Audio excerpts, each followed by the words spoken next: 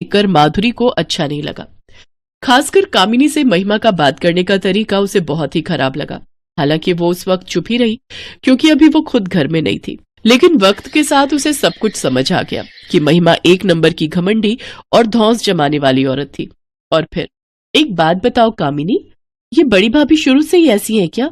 मतलब पहले तो किसी से बात ही नहीं करती और जब भी मुंह खोलती है तो बस जहर ही उगलती है।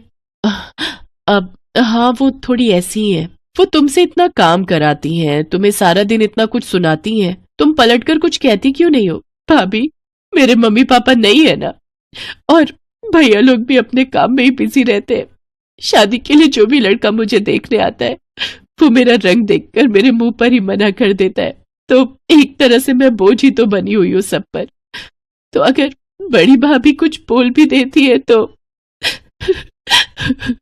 इतना कहकर कामिनी चुप हो गई और माधुरी सारी बात समझ गई। फिर उसने कुछ सोचकर कामिनी से कहा, कामिनी, वैसे तुम्हारी हॉबीज क्या है?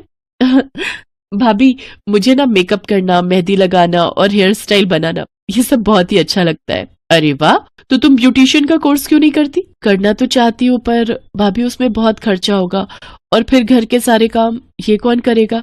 अरे मेरी ननद रानी, तुम चिंता क्यों करती हो?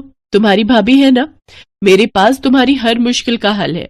माधुरी की ये बात सुनकर कामिनी बहुत खुश हो गई।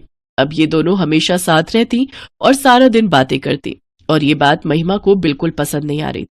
माधुरी ने अपने खर्च पर शहर के एक बड़े सैलून ट्रेनिंग इंस्टीट्यूट में कामिनी का एडमिशन करा दिया और फिर, भाभी, आई लव यू, आप कितनी अच्छी हो।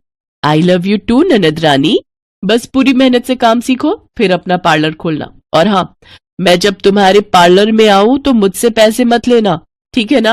अरे भाभी, आपको तो हमेशा मैं ही सजाऊंगी, खुद अपने हाथों से।